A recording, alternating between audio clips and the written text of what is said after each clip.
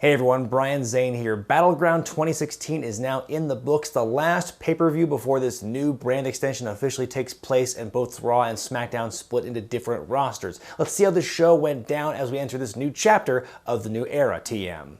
Pre-show match, Breezeango and the Usos facing off. No storyline or feud here, just two tag teams who both are on SmackDown now. This will hopefully plant the seeds for future developing angles on SmackDown as we get further on into the storyline there with SmackDown as its own brand. Not much to say about this match. It was very, quick and dirty. A lot of big spots going by so fast. If you blink, you miss them. Very difficult to digest a lot of the time because there was some high-impact stuff happening in this opening match condensed into what I think was no more than an 8-minute match. But it was fun to watch. It was, again, blink and you miss it a lot of the times. A lot of super kicks getting thrown around this match. I lost count not only in this match, but the whole show, how many super kicks just got thrown around. And I'll talk about that a little later as this review goes on. But anyway, Breezango picks up the win, which is a nice change of pace from last month Money in the Bank pre-show match where they lost to Golden Truth. But this is a step in the right direction for Breezango, who are really picking up steam as a tag team. Official opening contest, Charlotte and Dana Brooke taking on Sasha Banks and the mystery partner, Bayley. Obvious partner is obvious. Everyone and their mother predicted Bayley was going to show up for this show. Anyone else would have been a massive letdown. Even, they were trying to plant the seeds in the pre-show that it might have been a legend. Maybe Lita would have been picked as the partner. And even if they had gone that route with someone who would have got name recognition like Lita, would have been a huge letdown compared to Bayley. Bayley got a huge pop, one of the bigger pops of the night. Certainly bigger. I would say bigger than Sasha Banks' pop for that matter, just because she's so well liked and everyone wanted her. Everyone was really bummed that she didn't get drafted, and so they were hoping to see her on this night. But it tempered the excitement when they repeated often in commentary. It's very disappointing that Bayley's appearance tonight at Battleground was a one-off thing. So the idea is she shows up for this as a favor to Sasha Banks, and then she returns down to NXT for some indeterminate amount of time. The match itself, there's not much you can really talk about the match. Like, it was basically to get Sasha over and especially get Bayley over, which, believe me, they accomplished that goal in spades. But yeah, definitely disappointing that Bayley apparently is just doing a one-night thing. Now we just have to wait and see when she'll make her official roster debut as a full-time thing. I don't understand why you would keep her back on NXT. On one hand, I do get it because really the women's division NXT is not very robust right now, especially with the 4 horsewomen, 3 of them having been lifted, and then Nia Jax is also going to be on Raw. So I get why they're keeping Bayley for a little while longer. But I've seen this where people can ride between NXT and the main roster for a little while. Like Kevin Owens did it for a bit, and there's other examples of this. So I'm disappointed that Bayley is just a one-night thing, and it's going to be some time before she moves up to the main roster. But be that as it may, Bayley's appearance in this match was a huge deal, one of the bigger highlights of the show. The finish of this match was Sasha Banks getting the bank statement and making Charlotte tap out, which is a huge deal. It makes a much larger impact than if Sasha Banks made Dana Brooke tap out en route to what is likely going to be a one-on-one match for the title at SummerSlam between Sasha and Charlotte. The one thing I will say that really has bugged me about Charlotte's title reign is that she has now officially beaten Nikki Bella in terms of the Divas and the Women's Championship. She's held that for longer than when Nikki Bella held the title. And the whole thing with Nikki Bella, when she had the record-breaking reign, when she broke AJ Lee's reign, they made a huge deal of it. They altered the booking so that Nikki Bella could break AJ's record, and they made a huge deal out of it. And now Charlotte, I should say, has broken that record. I can't believe, it's hard to believe she's held the belt for that long, but it's true, between Divas and the transition to Women's Championship. And barely a peep. They've no big celebration, no confetti. It's really frustrating to see. It's indicative of the whole political schism in WWE and who gets favored and who doesn't. And it's stupid. At least Charlotte has the record, sure, but it was never treated the same way as Nikki Bella's, and that's pretty frustrating. Wyatt's versus New Day in a 6-man tag team match. The really weird thing about this feud is this was the blow-off, this regular 6-man tag, but just a few weeks ago they had this big compound swamp fight or whatever. And a lot of people were asking me, and people were commenting online about this, how, oh, the compound thing was a huge ripoff of Final Deletion in TNA. And I don't think that's the case. One, we don't know when they filmed the swamp fight, if it was a month before or whatever. I highly doubt that the guys in WWE, when they saw the tape of Final Deletion, when they got the advanced screening in Japan, they said, yo, we got to get back down to the States and gather up dozens of extras and find a place to shoot this thing and just get this thing done, because we got to rip off the Final Deletion. I think other than the fact that the Final Deletion and the compound fight were outdoors, that's really where the similarities begin and end with those two things, because really, on the surface, they're two very different segments. Final Deletion was over the top to the point of almost parody. It was hilarious to watch, or it's the worst thing ever, depending on your opinion. Well, the compound fight was a much shorter thing, and it was definitely meant to be taken more seriously, and it was meant to be more tense and scary. The one thing, you know, sure, there were more botches in Final Deletion, but at least I could see what was going on. In the compound fight, everything looked crisper as far as fighting goes. There were fewer botches there, but it was so jarring with all the visual effects they used. Very difficult to make out. You know, it's like in terms of presentation and in terms of intent, Final Deletion and Compound Fight are very different. So that's my stance on it. I mean, you know, you could argue maybe there's a slight chance that the Compound Fight was inspired by Final Deletion. I don't think the timing adds up. I don't think it makes sense. I think it's, if those two things happened 4 months apart instead of like a week apart, I don't think people would be making that connection. But that's my thought on the compound fight. But my point about the compound, that whole segment, is the fact that that was not the blow-off. It was the compound fight and then this regular six-man. That'd be like if Taker and Kane had a huge feud in '98 and they had a big Hell in a Cell Inferno match, and then their blow-off was a singles match at, you know, whatever B show pay-per-view that was. That's the funny thing about this storyline. But let's talk about the match itself. Fun to watch. The story of Xavier Woods getting paralyzed with fear and damn near hypnotized at times by Bray Wyatt and having to overcome his fear, and eventually fighting back in the House of Fire. That was a really cool story. I liked watching that a lot. It's too bad we're not going to see a continuation of that, because New Day is going to be on Raw, and Wyatt's Bray and Rowan are going to be on SmackDown. So I'm curious to see where they're going to build off that if they do. The Wyatts did go over. There was a funny spot. Michael Cole's call of the night was when Braun Strowman took down Xavier Woods, and Michael Cole said it was like floating a swai. Tonight's move by Big E, the spear through the ropes onto the floor, scariest one I've seen him take yet. I've seen some pretty scary looking ones by him.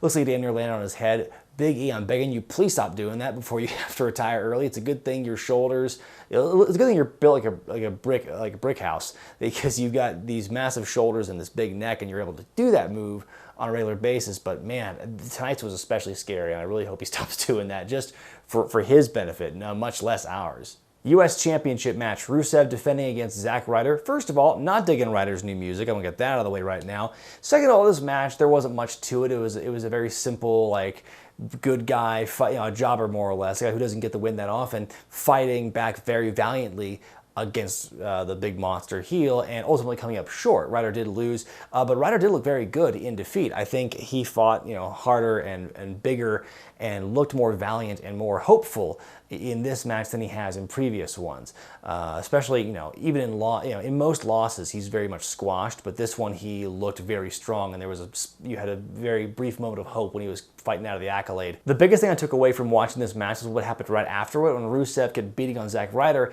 and then Ryder's tag team partner from the Hype Bros, Mojo Rawley, comes running in to make the save, and then he just stands there and screams at Rusev for what feels like an eternity before Rusev just backs away and leaves the ring.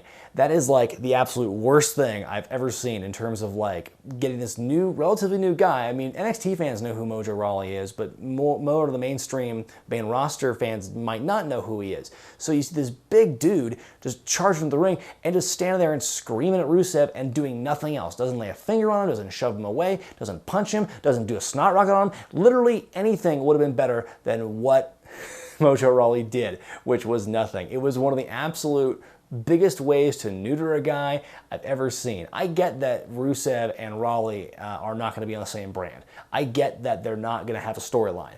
But he's beating up your friend. You got to defend him. And have you ever seen that before? It pissed me off so much. Again, look, I don't care about Mojo Rawley. Let's get that out of the way. I don't think he's going to be the next main eventer by any stretch of the imagination. But what a crap way to essentially debut a person is by having them come out there and do nothing. You know, he does nothing to prove his manhood or his strength. He doesn't do much to defend Zack Ryder other than getting Rusev off of him, you know, which you could have, you know, had Lillian Garcia with a fly swatter would have been just as effective. Mojo Rawley running in there and just screaming at Rusev. What a terrible way for Mojo Rawley to look. Nice knowing you, Mojo. That was just brutal. Sami Zayn versus Kevin Owens. Let's get this out of the way. Match of the night, bar none, no questions asked. That match had everything, and I'll get to that in a little bit. But first, I will say I had to eat crow about it because for the first few minutes of the match, I was kind of thinking to myself, oh, how different can this be than the one they had at Payback? You know, like their last singles pay-per-view match. Like, how could it be different than that? You know, how are they going to top that? Boy, was I wrong. I wrote that down on my notes, and then literally like a minute after I wrote that, they just started turning it on.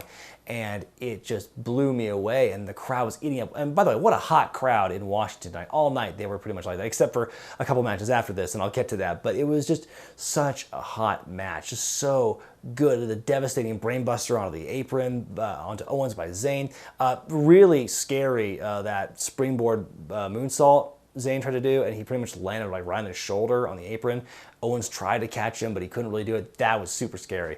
Really hard to watch. There were a couple of scary botches as well. I forgot to mention in the women's tag match how Sasha Banks nearly, she pretty much botched the top rope Hurricane Rana she did. But, you know, and there was a couple, and then of course Big E's thing. A lot of scary near miss, near career-ending botches on this show. The one knock I have on this match, and it's kind of a nitpick, but it's like I mentioned earlier, so many people now, including Owens, so it's Owens, Usos, Breezango, Dolph Ziggler, I'm sure I'm forgetting a couple, Rusev a little bit, they all use super kicks. Everyone uses super kicks now. The super kick is about as common as a punch or a clothesline at this point. Apparently all it took was for Shawn Michaels to retire, then the super kick was just open for business. It is now such an unprotected move in terms of its like devastation and its impact.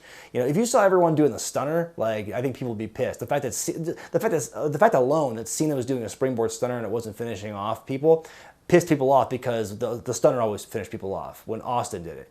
And so now you have like 8 different people on the shows doing super kicks, and it's not really doing anything. And then that was pissing me off about that match. Like Owens hit him with 5 or 6 super kicks, and nothing happened. But I mean, overall, that's kind of a nitpick. This match was just, it blew me away. The finish, the whole finishing sequence when Owens was like slapping Sami Zayn, and Sami Zayn comes fighting back and does the 2 haluva kicks, but right between the first and the second one, there's this moment where like you see a moment of compassion. You see like Sami and Kevin, you know, Sami looking at Kevin's prone body like it's his former brother, his former friend. God, what good emotion, what good storytelling. I can't say enough good things about that match. Sami Zayn now, I would say that's better than his match with Shinsuke Nakamura from earlier this year at NXT Dallas. You know, Sami Zayn has been involved in such good matches just this year alone. I expect nothing but the best for both of these guys. And by the way, nobody sells head trauma better than Sami Zayn. I'm standing firm in that opinion there. The one thing I'm curious about with this match is they kept billing it as their final match they're going to have. But considering they're both going to be on Raw now after the split, I'm curious to see how they're going to enforce that. Is there going to be some no contact decree issued by Stephanie and McFoley?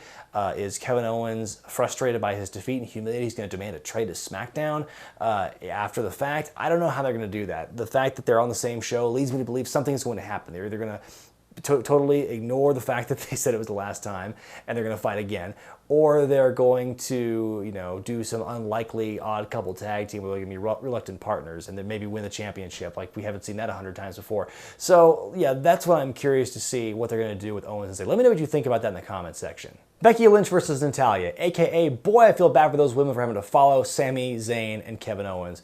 Boy, I felt bad for them. The crowd was dead, and it took them a couple of matches to finally get back into it. This match and the next one, the IC title match, crowd was kind of dead for it. But, you know, this match, it told a good story. Natalya was classic old school heel. Becky was classic old school babyface, valiantly trying to fight, but she ultimately lost. You know, it was just good. It was a simple story they had to tell. They didn't have to do much because, you know, the expectations for them weren't that high. It was still a good match, but, you know, it was just kind of a letdown from what we saw in the previous match. It is very refreshing when there are more than one women's storylines going on at the same time. There's, of course, what's going on with Charlotte and Sasha Banks, and there's this thing going on. Boy, imagine what they could do if they had 3 women's storylines going on at the same time. That'd be just, oh, that blows my mind. Anyway, good enough match. Intercontinental Championship, The Miz defending against Darren Young with Bob Backlund. You know, I think when Darren Young first won the #1 contendership to get the Intercontinental Championship match, he just kind of fell backwards into it. Was not a good way to really debut the new Make Darren Young Great Again character. But they were kind of redeeming themselves in the last couple of weeks in storyline purposes, having him make The Miz tap out of the crossface chicken wing and fighting Alberto Del Rio and looking good in that. So yeah, they've been kind of redeeming it. But this match was, I would almost say not a step back, but a lateral move. It didn't really help Darren Young. He looked good in the match. I will say that. And The Miz made it look like $1 million. But this match never really held much interest with me, and it certainly didn't with much of the fan base either. The whole confusing, the finishing sequence to me seemed kind of clunky. The timing of the slap and then the fall, and then this protracted argument between Backlund and Miz before Backlund pushed him down. Backlund looked like an idiot with his shirt in front of his hands, like he kind of handcuffed himself with the shirt. He looked like a total goof, more so than usual. So yeah, it was just a match that didn't really hold my interest that much. But again, I think Darren Young looked good. It's too bad the finish was so clunky and ended in a double DQ, no contest, whatever. We'll see what happens in the coming weeks with that. But I mean, I didn't believe Darren Young was going to win the title anyway, especially with Rusev retaining. And The Miz, he was not going to lose the belt either, because that would have meant both of those titles would have been on one show. So yeah, it was what it was. It's going to be what it's going to be. Speaking of it's gonna be what it's gonna be, 6-man tag team action as John Cena, Enzo, and Cass go against AJ Styles, Anderson, and Gallows. The club before those three have to split up. Styles going to SmackDown, Anderson and Gallows staying on Raw, and of course before John Cena goes to SmackDown. Talk about Cena, he really didn't do much in this match. I mean, first of all, he gave the floor entirely to Enzo and Cass in the opening remarks. They did their whole promo thing. Cena didn't say a word. He put them over big time, in a big way, in my opinion, by doing that. Hot match overall. Everyone got their stuff in. Even in defeat, the club looked really good. The fact that it took a top rope attitude adjustment for AJ Styles to be defeated, I think was huge, and that's going to be really good fuel to go to their storyline, which is going to lead to the inevitable rubber match, the singles contest at SummerSlam between Cena and Styles. Like I said, Enzo and Cass looked like $1 million, especially. They benefited the most from this match, working on a team with John Cena and also helping get the win against the club. But they were just bouncing off the walls and doing these huge spots. It was a really fun match to watch, and the crowd was into it too.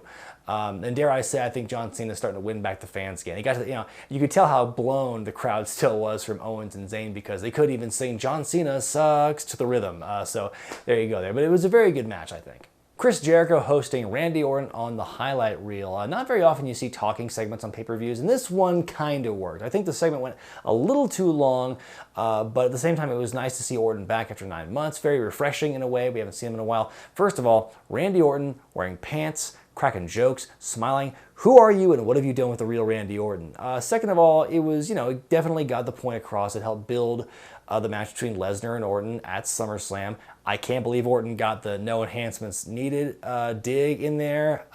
When Jericho said, I think you're going to get in trouble for saying that. Part of me thinks he will, because certainly the announcers didn't mention anything about Lesnar's drug tests.